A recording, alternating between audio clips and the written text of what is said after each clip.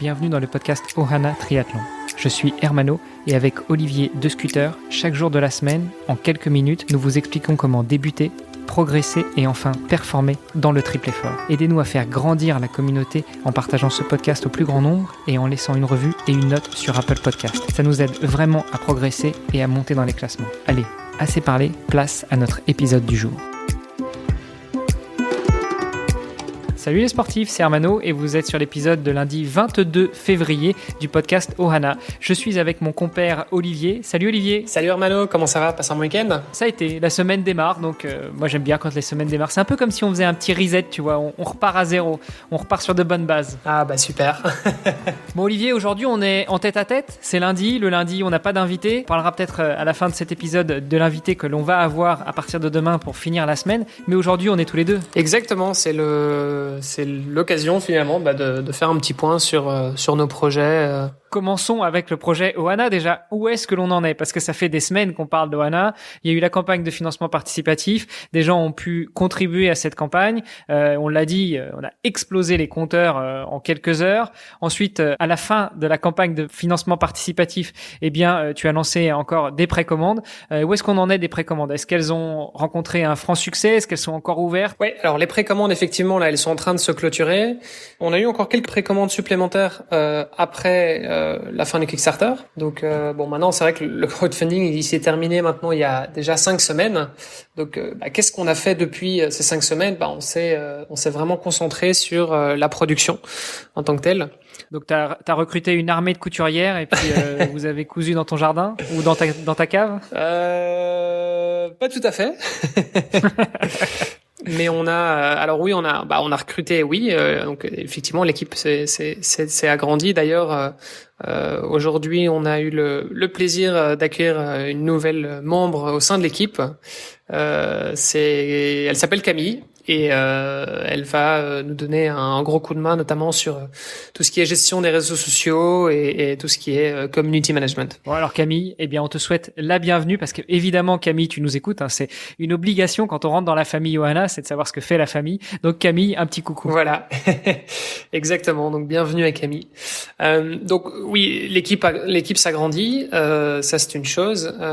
Et alors au niveau de la production en tant que telle, pour l'instant on s'est engagé sur des livraisons au mois de mars. La bonne nouvelle, c'est qu'on a déjà reçu, derrière moi, là, au moment où je parle, certains cartons avec certains produits qui sont potentiellement prêts à être envoyés. Pour les auditrices et les auditeurs, vous ne le voyez pas, vous ne pouvez que nous croire sur parole, mais à chaque fois qu'on enregistre un épisode, moi je vois Olivier en visio qui porte une tenue Ohana, une casquette, un t-shirt. Donc effectivement, je confirme. Le matériel arrive. Voilà, et une belle casquette blanche sous son blister.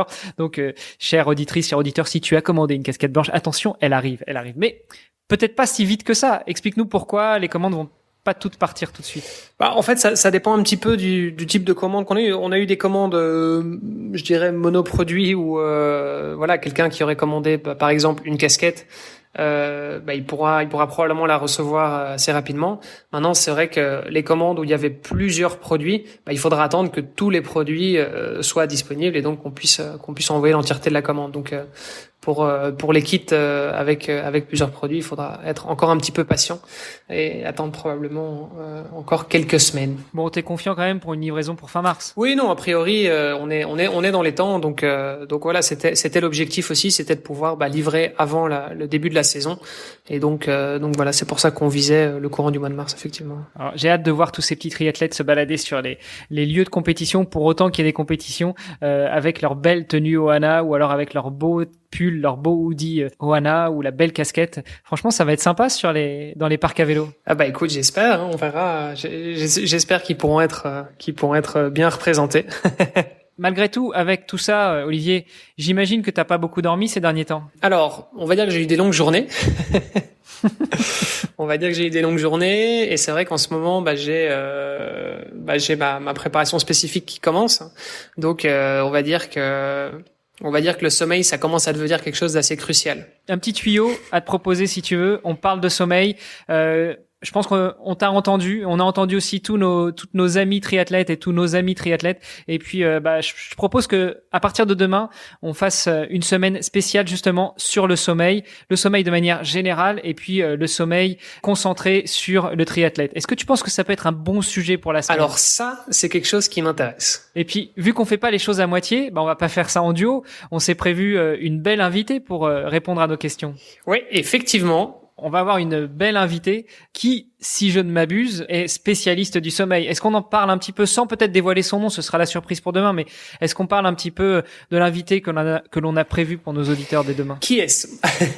Alors, c'est effectivement une spécialiste dans la gestion du sommeil qui a pu travailler avec beaucoup d'athlètes de haut niveau dans plusieurs pays d'ailleurs différents, et donc je pense que son expérience sera effectivement très intéressante, et puis on va pouvoir comprendre aussi en quoi est-ce que la gestion du sommeil finalement c'est quelque chose de critique chez le triathlète amateur qui doit jongler entre une carrière professionnelle, une vie de famille et en plus de ça une préparation sportive et avec en général pas mal de volume, donc ce sera effectivement un sujet assez passionnant. Olivier, je te donne rendez-vous demain pour défricher justement ce sujet du sommeil pour les sportifs, et plus spécifiquement ce sujet du sommeil pour les triathlètes.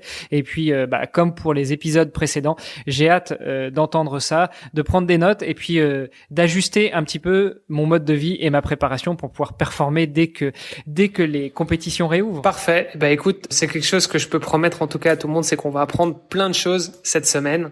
Donc, restez connectés. Super. À demain, Olivier. À demain, Hermano. Salut. Vous avez apprécié cet épisode? Alors, taguez ohana_tri sur Instagram, et si ce n'est pas déjà fait, laissez un commentaire sur Apple Podcast.